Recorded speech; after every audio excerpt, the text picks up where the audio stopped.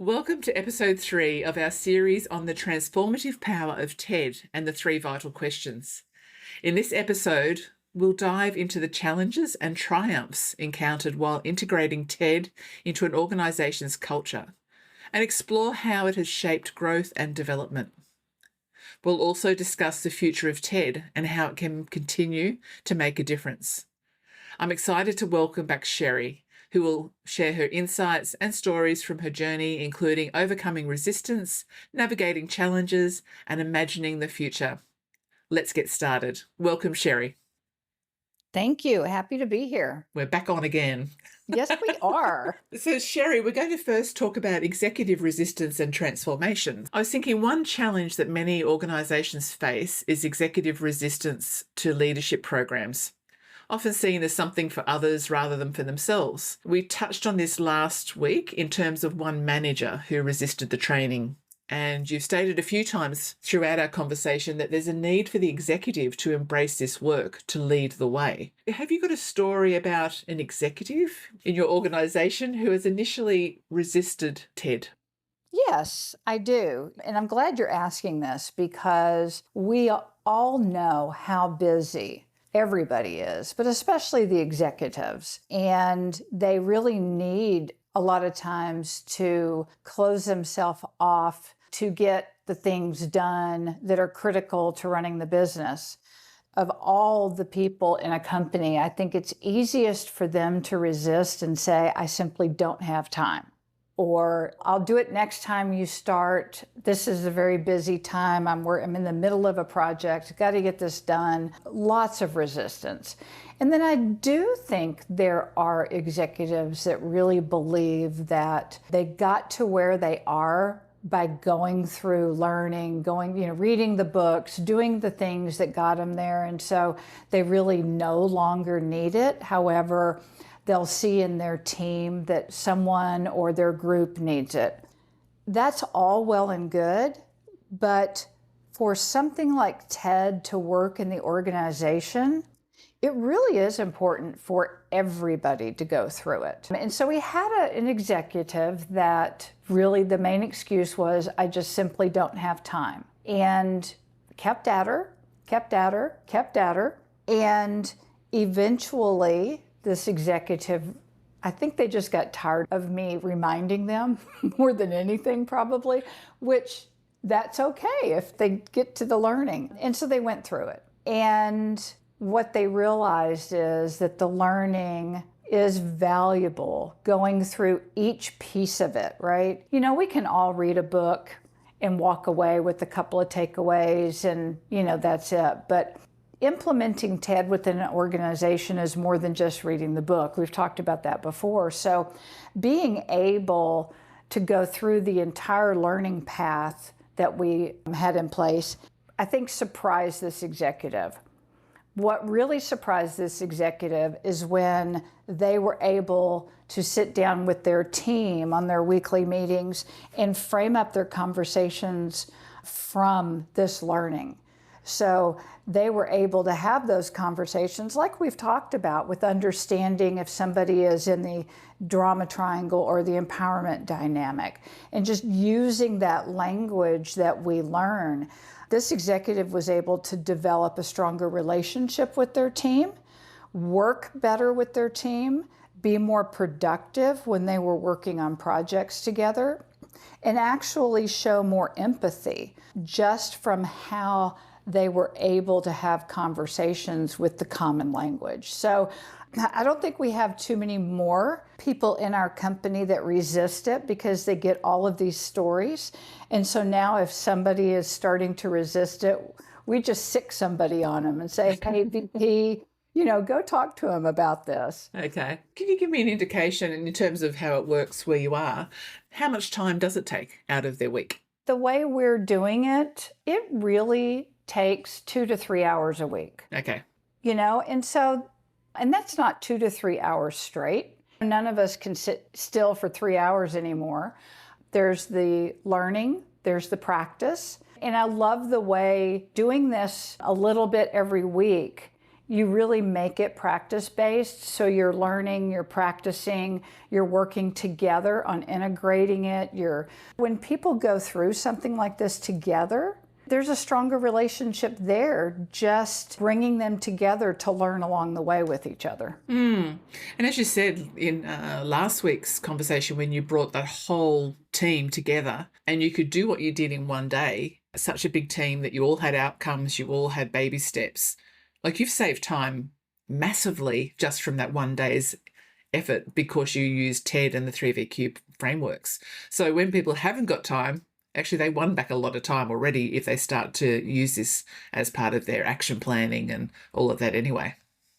You're so right. Not only that, the time that companies win back not spending in drama is amazing. And if you think of just something simple, one person sends an email to somebody else, they take it the wrong way, they drop into the drama triangle, then they go talk to somebody else and tell that other person, hey, so-and-so sent me this email and, I can't believe they treat me like this, because, we automatically are emotional and we're going to take it the wrong way. If you think of all the time that is wasted and the emotional impact that it has on people from going through that drama within an organization, that is unbelievable how much time you get back to be productive. And that's part of this program is we start with the costs of drama, all sorts of costs of drama. And I think it quoted from Gallup or somewhere that managers spend between 25 to 40% of their time managing drama. So that's a lot of time to also win back. If you can reduce that from 40% to 25% even, or 25 down to 10% would be quite a shift in what people are spending their time on each week. Yeah, absolutely. And think about every time that you lose a couple of hours to drama, taking care of something, now you're behind. It's kind of like the snowball rolling downhill. Yeah. That it starts rolling and then there's more and more people involved in it. It's time saving and people enjoy working more when they're not dealing with all that drama. Yeah, and the flow-on effect to home as well. Like if you've had a day like that, I know when I've had days back in the past where we had drama happening with our team, and I remember walking through the driveway gates and to the house, and I couldn't drop it, but I had to start to practice letting it go so I could show up as me in my own roles at home, so I didn't bring that energy into my house as best I could. The roll-on effect is pretty massive if you stay in drama. Yeah, it absolutely is. And good for you for being able to catch yourself and say, okay, I got to leave this in the driveway and not take it in. It's really hard for a lot of people to do. I do not sleep well when things like that happen, I must say. I usually come up with the best plan by 4:00 in the morning. Yeah. And usually the best plan is cut the drama, cut to the chase. What's really happening here? And I think what I love about this work too, when you're talking about that in the 2 to 3 hours a week and how you're delivering it, the curriculums that David and Donna created are so well thought out. It is actually a formal curriculum that we have available to us that lets people see that we're not just making stuff up. It is in sequence. It shows you the key learning points. It shows you how it connects to the message from last training to the message to next training. It gives you practical application to do in the time together. So it's such a smart use of 2 to 3 hours a week.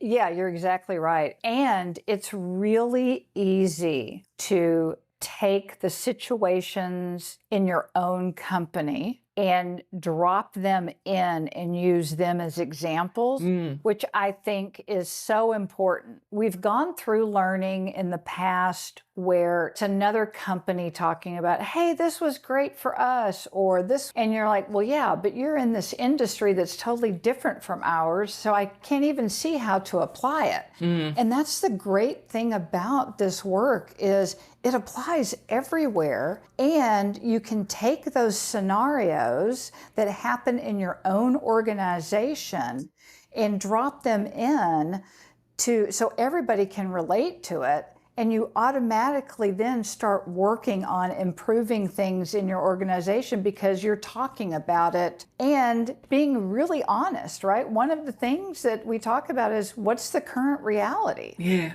And when we can talk about reality in a way that is non-emotional, then we can actually make progress. Some of those applications depends on how the feel is for the session, who's in it. I've used it that they can choose what they wanted to apply. Did they want to share their drama story in relation to something high level from their personal life or high level from what's going on at work for them right now? But I can see the magic happens with letting the people actually talk as people to people, all experiencing the same situations, just in maybe just a little bit off to the left or off to the right, but we all sort of get it because we're all just basically, we're people. We've all got stuff going on, and it's nice to see that other people get it.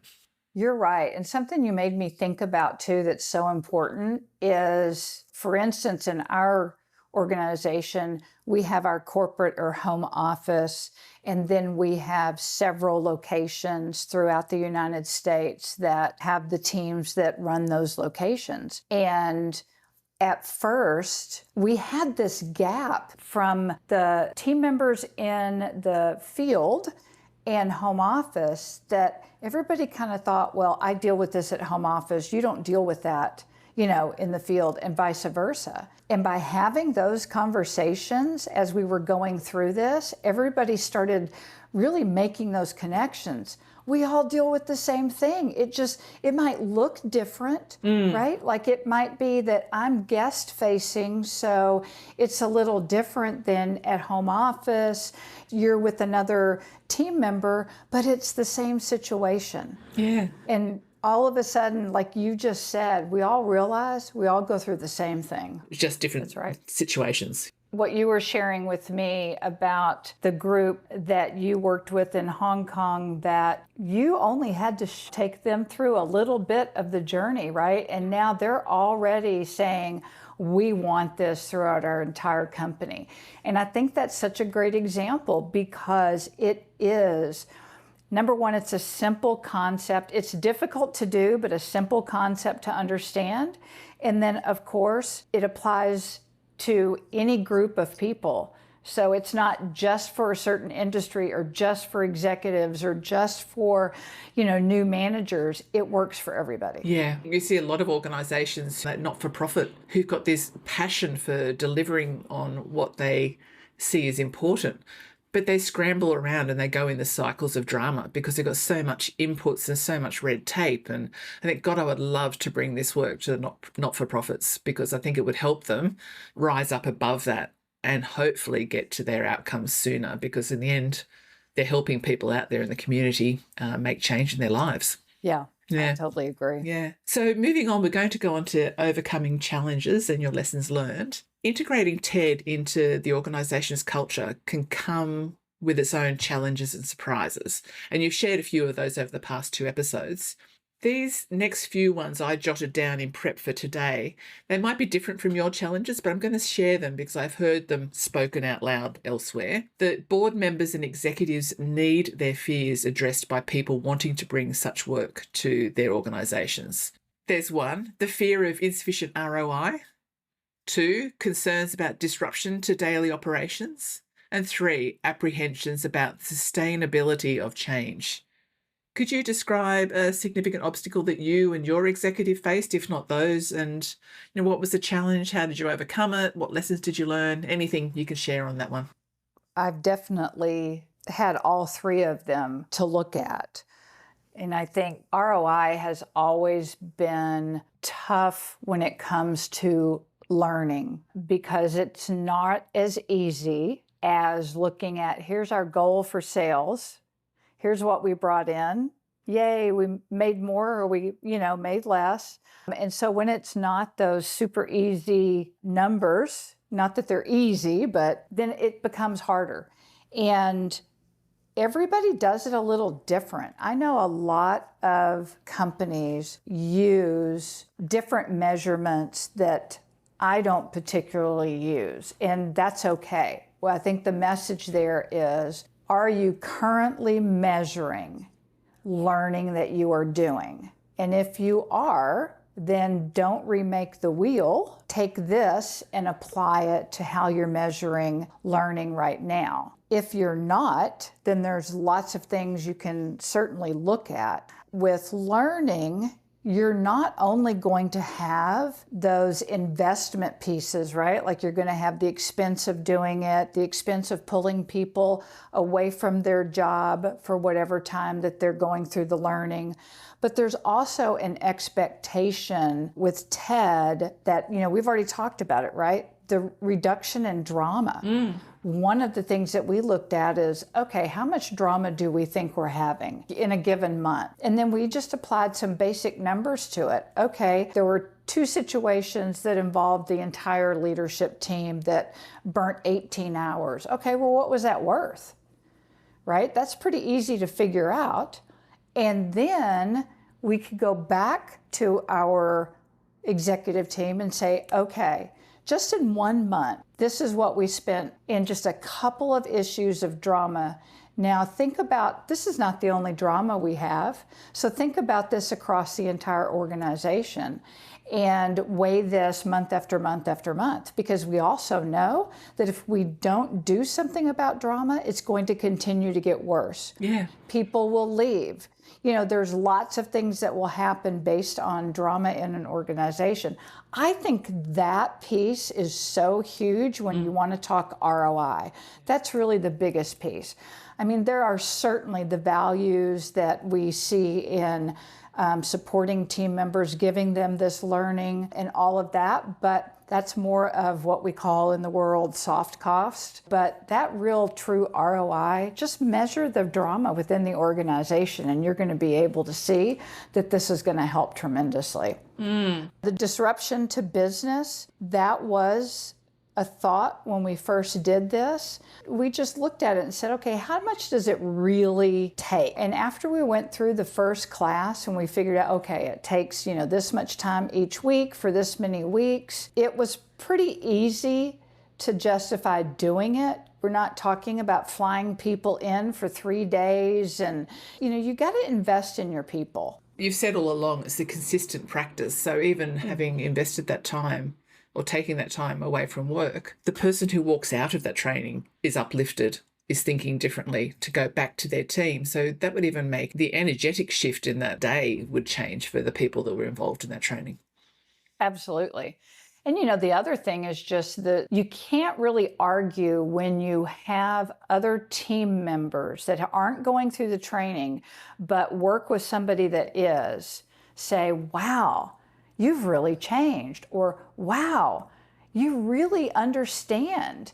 That in itself is so valuable. Can I put a dollar on it? That's really hard to do, but I think all executives understand how powerful that is when people enjoy working with each other. Yeah. And have noticed changes in people that have gone through this.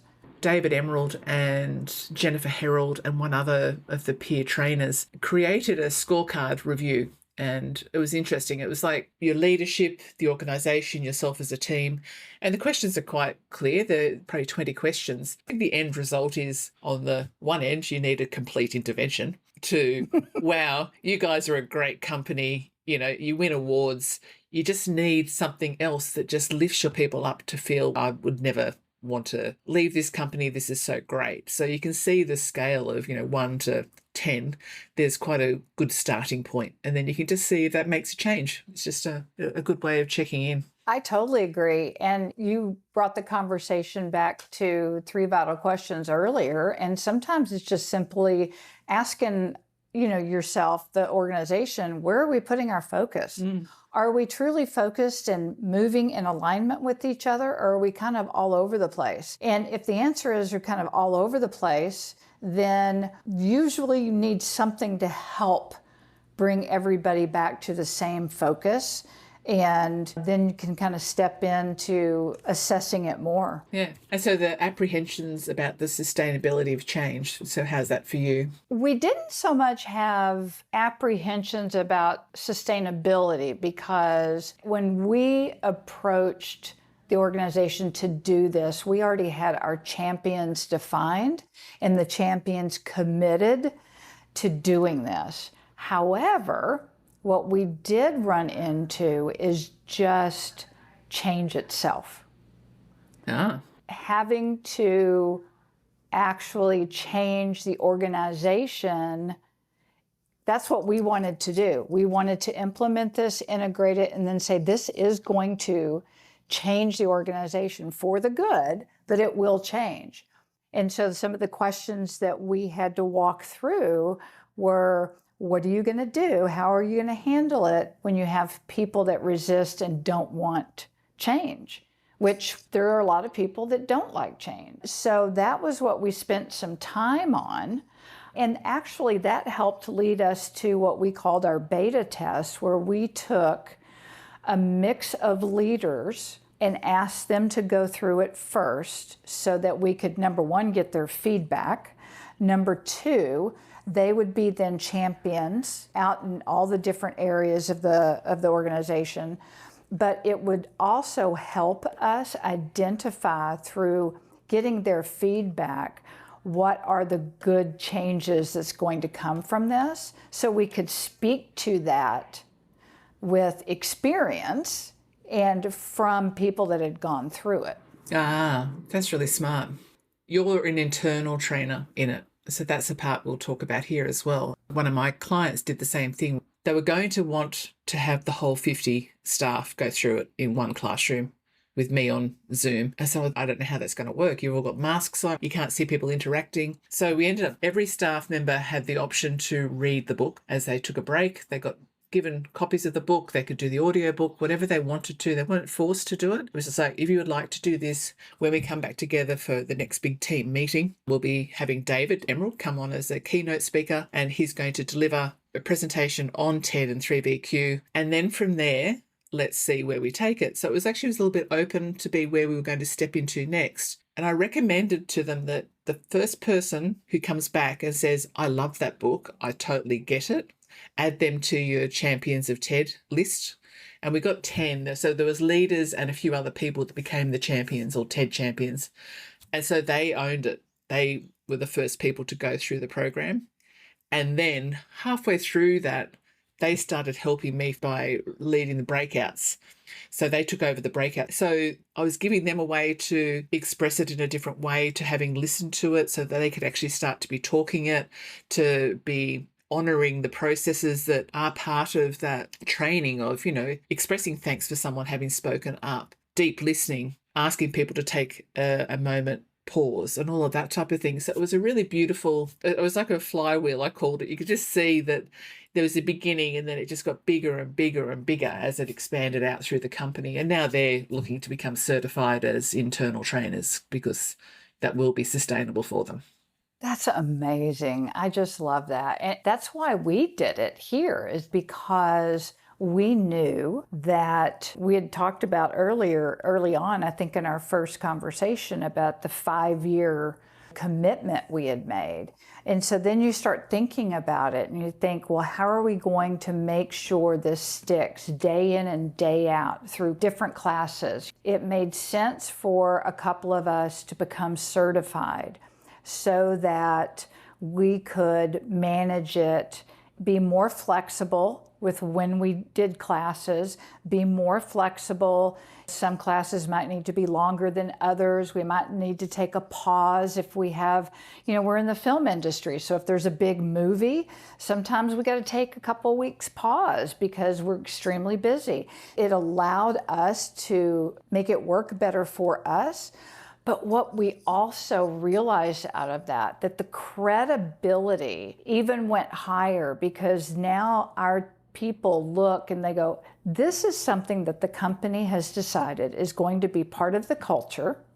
And they have gone and got certified and keep their certifications up and, keep doing the work. It sent a strong message to all of our team members that we're going to keep doing this. Yeah. As I said in the very first intro, was the Centre for the Empowerment Dynamic. You were leading the community of practice back in the day when I first met you. So you commit to being part of that bigger community that David and Donna created. And it's a license to be able to train it. It's not something that you read The Power of TED and then say, I'm now going to teach my organization TED, because you're not licensed to do so. So I think if people could follow the curriculum and be guided and keep training ourselves to become better at it, that's where I think the sustainability also comes from, is taking that so much more seriously as an internal trainer or external trainer. I totally agree. Yeah. Long-term cultural impact. So I read out in the first episode's introduction that you were recognised in 2022 as one of the top 50 women leaders in Dallas and top 50 learning and development professionals. And that's pretty incredible. So it's not something to be laughed about. It is something to be amazed about. By that stage, you had fully immersed yourself in bringing TED and 3VQ into your life and work. So if this were a award submission, the question is, can you share a story that highlights the long-term impact of TED on your organisation's culture and the ways it has contributed to the company's development and success? Well, thank you for that. I'm appreciative of those awards, but don't always like to talk about myself. I know this work has become part of the culture. It does not just sit beside our culture. This is part of who we are as a company. And, we believe in helping our team members be the best they can be. We hire a lot of 16, 17, 18-year-olds. And we know that they're going to go on to different things in their life. But we take it very seriously that for the time that we have them, we owe it to them to show them what it's like to work in an organization that cares about their people, holds them accountable for doing a great job, and teaches them along the way. And that's just is so ingrained in our culture, and we all believe that that's what TED and 3VQ does. I think everybody can benefit from this, but especially when I think about young adults who are just always seem to get stuck in drama from one thing or another. Being able to teach this to them at an early age and have them take this with them on their journey is a huge benefit, not only for them, but for the company, because we get to see people change. From a standpoint of the heart, the culture and the heart, it is an amazing program that only improves the culture and in everything that has to do with it. From the business aspect, people are more productive. There are stronger communications because they understand how we all impact each other. We all now understand that what our normal human operating system is and how we have a choice of changing that. So from a business aspect, it improves the bottom line. We know that this improves the guest interaction for us as well. We can see it in how our team members interact with our guests, handle situations. Every company, if you interact with guests, you're going to have some unhappy. That's the way it is. And being able to have those great interactions with our guests where we sit and listen, there's so much about this. I just can't imagine working in an environment without TED. We talk about the ripple effect. You're just you, Sheri. Like, you were awarded or recognised for what you've done and what you continue to do. So even if you think just you're that one person in that organisation who keeps on choosing to show up as this person and bring TED to people's lives from that young age, that's just one person in your organisation. Even that young person will go on to do that and bring that into other people's lives and into their relationships as they get married or have children. Like, the ripple effect is massive for such an organisation like yours from what you've done. Yeah, it really is. Thank you. And, I think about, all the team members that no longer work for us. Now they can share it with the people that they interact with. So it can have that huge ripple effect. and just benefit people, even if they take one thing, even if they just take away the fact that the drama triangle is real and I don't want to be there. If that's all they take away from it, that's huge. Yeah. Yeah. They don't want to participate in it, even if it's someone else's drama, to see what role they were playing, that they were enabling that to keep on happening, if they were part of that as part of their family or whatever. So just the small things that someone could take away can make a big change. I'll have to ask David sometime, how many organisations have integrated it to such a depth as you have? I know of a few large organisations I hear about, but there'd only be still a handful who've embraced it, I think. So there's so much more room to create a wave, not just a ripple across the world, I think. Yeah, no, I think you're right. And, I think every day people run across it, and then they think, what is this? Yeah. So I think, the more we can talk about it like we're doing here, the more we can spread the word and get people interested in it, and especially organizations, because, it's just the bigger an organization gets or the more spread out. When you're all in one place, it's one thing, and then all of a sudden you open your second place and your third place, and now you're not in that location all the time, and you're like, oh, wait, what's going on? Just being able to set this as like part of your culture and the foundation for how you interact and understand each other will help be more successful in any company. And all the issues around, inclusivity and diversity and, the gender imbalance and all of that can be managed better by having these type of outcomes focused conversations that come from this training. So, organisations who say they're going to do that, but then beneath the surface, there's the other conversations that are going on. Everyone knows that that's happening. So if you can actually go, you know what, actually, that's all just a load of crap. How about we really make a change in this place? And how about we all step up to the table and say, let's just practice the empowerment dynamic. Let's just have a go at the 3 vital questions, and let's see whether we can really show up as the leaders that we would like to be in the world. Absolutely. And, there's something that I wrote down when I run into other L&D leaders or, other leaders of companies. And of course, I always share this. One of the questions that I ask them is, how much do you think drama is costing your company? And would you like to reduce it or even eliminate it? And if you don't know how much drama is costing your company, there's a high likelihood that it's a lot. And if you don't have any, then, oh my gosh, somebody call me. Because I bet somebody's practicing TED. But just that alone, if we just say, what's going on and how much is it costing us? That alone is a great place to start. And usually when I mention that, a lot of companies say, I really don't know. But then they can start thinking of things that have happened that they can label as drama, and then it kind of goes from there. So that's a great place to start. If a company is even thinking about it, just ask your team, how much drama is costing us? I ran a program with a healthcare organisation in New South Wales, and the person who coordinated for me to do the workshop, she said, we don't really have any drama here. And as I started, we talked about cost of drama. That was the beginning of the workshop. And I said, so can you just describe the drama that you are seeing? And every person had a really good drama story going on, whether it was theirs or just the impact of the hierarchy. And it was good for them to all just be sitting, listening, going, oh, you too. Oh, okay. So it's not just me.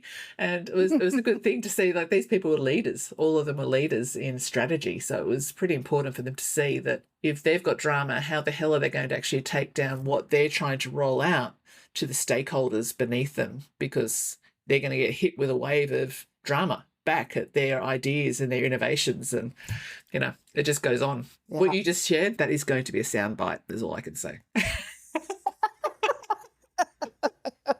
See, wow, she's giving me a soundbite.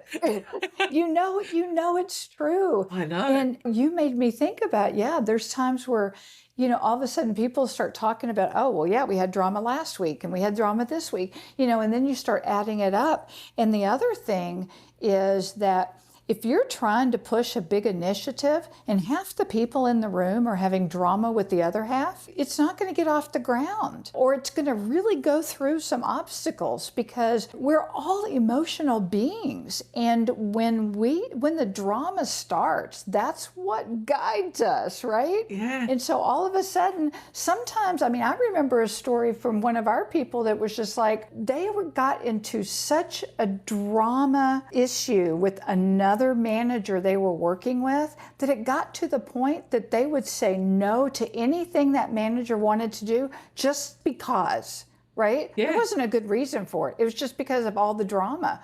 Well, that's not good for any organization. No, it is not a good strategy, as they say. When you spoke earlier, again, back to ROI and all of that, do you think the cost of retention and then having to re-employ, how many times I've seen everyone has breathed out when the person who's a problem has left the business because it's not been managed well, it has been all full of drama. Everyone goes, oh, thank God that's over. But I always used to just watch and think, who's going to step into the place next?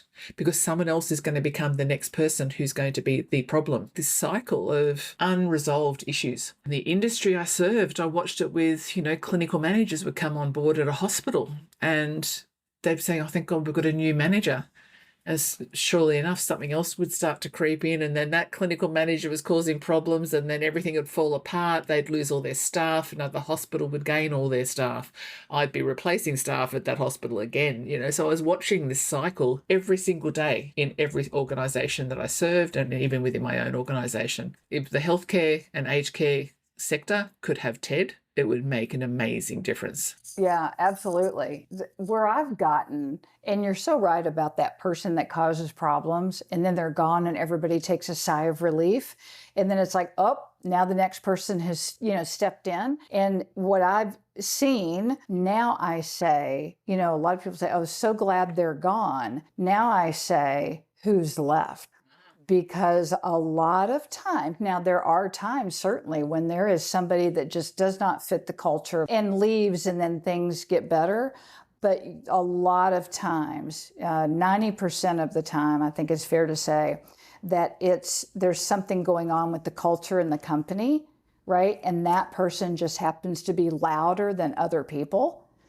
And so when that person leaves and you think all is well, be careful, because it might be that it's drama in the culture. There was a quote by a woman I follow on Instagram. She's called Rebel Thriver. And she said, we used to burn the witches, but no one really paid attention to the people that were burning the witches or the people that stood and watched the witches being burned. That gave me goosebumps to think, where's the focus? What's the story with those people that they thought that was right to do that, to treat people that way? Wow, I love that. I'm going to go find that quote and I'm going to use that. I know. I do like a good witch. Okay, so we're going to move into future direction. This is where we're closing out pretty soon.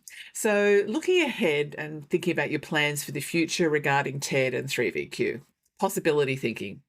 If there were no limitations, everything and anything would be possible, what would Sheri wish for when it comes to TED and 3VQ?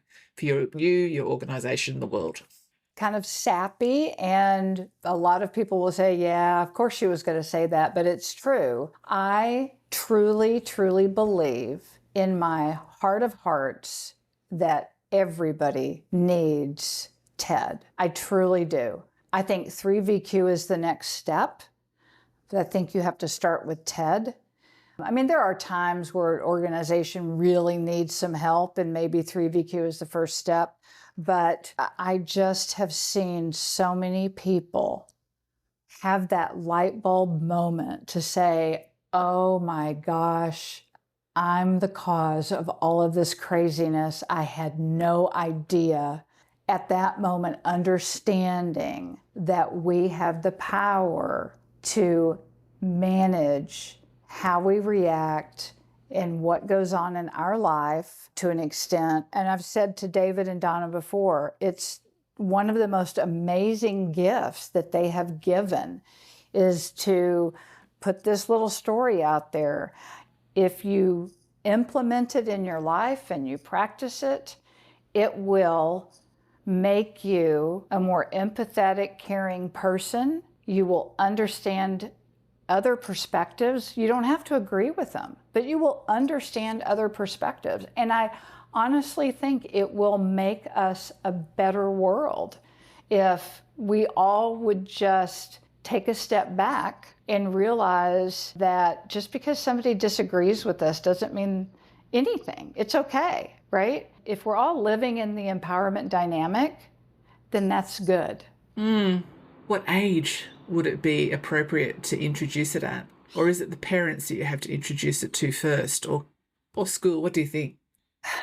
I don't know. I think I would love to see a TED for Kids book, because I think there are many parents out there like myself and, all of us in the TED community that have taken it and then had conversations with our young children and tried to just put a little bit in there. But now I'm going to answer your question, because now that thinking about that, I think it has to start with the parents. Much like it has to start, I really believe this, that it could start with one person in a company that says, oh my gosh, this is amazing, and I'm going to take it to our leaders.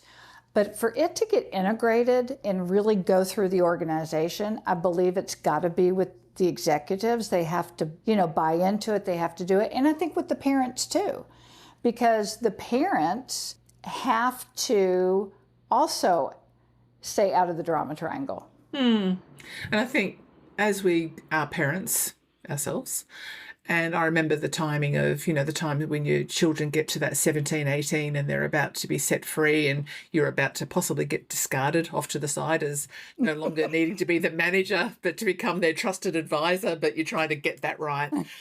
TED would be an ideal thing to have had in place during that stage, which is what you did earlier. You said your son was 12 or 13 when you started talking TED. But I think it would help you navigate those rocky teen years at least a lot easier, rather than trying to pick up 10 books on parenting. This is just being a human being and trusting the other person that they are the creator that they are, and not treating them as something less, I think would be a good place to start. So not necessarily parenting, it's about human beings being human beings, I think.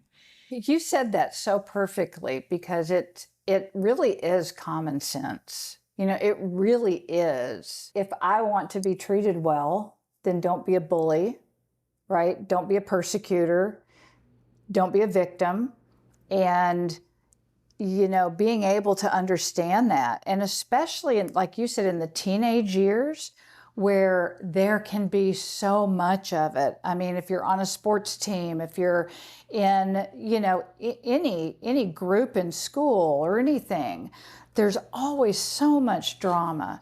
And, if we can teach the children how to manage this on their own, think of what a better experience they will have in school, but think of what a better world it will be by the time they get into the workplace.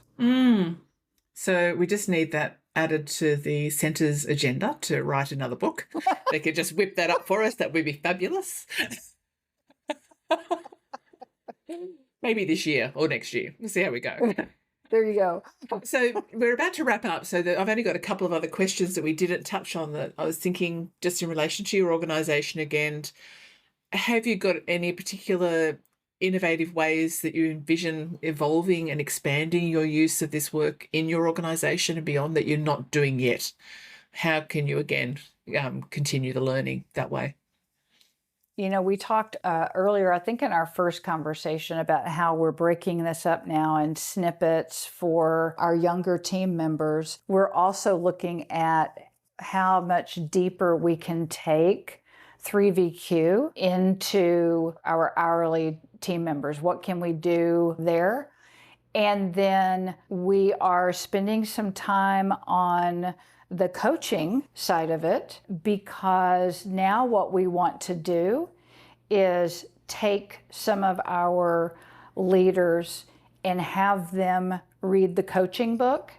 And we want to teach a coaching class internally for our leaders to help them take it to another level, so that at some point in the future, we can have each leader teaching this on a daily basis.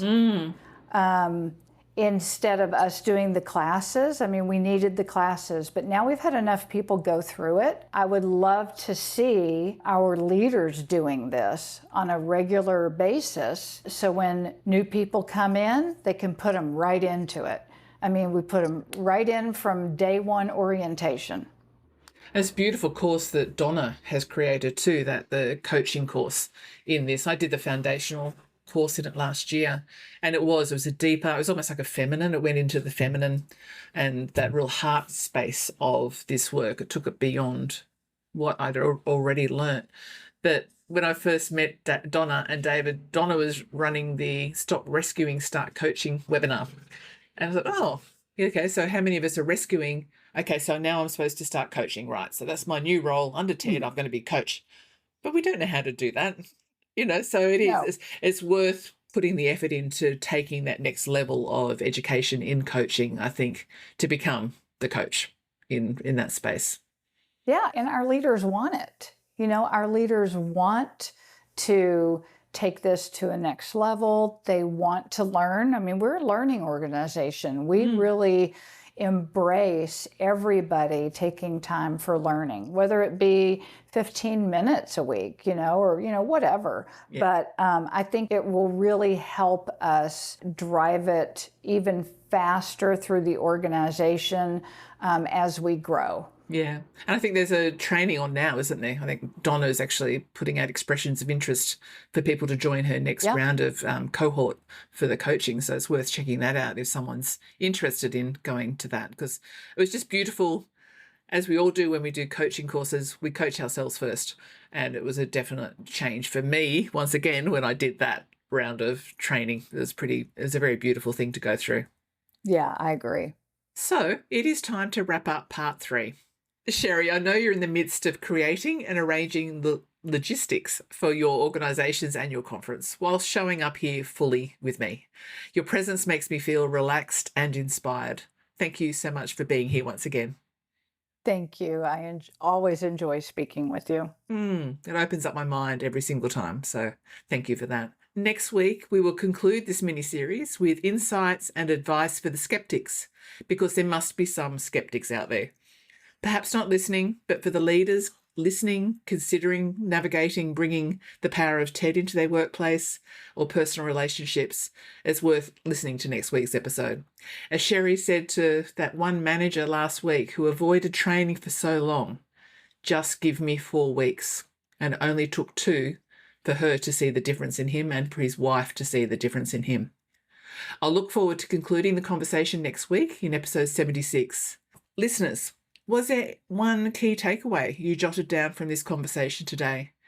If you have any questions from today's episode or questions for me to put to Sheri next week, please send them to me before next Tuesday via email, connect@susandunlop.com.au.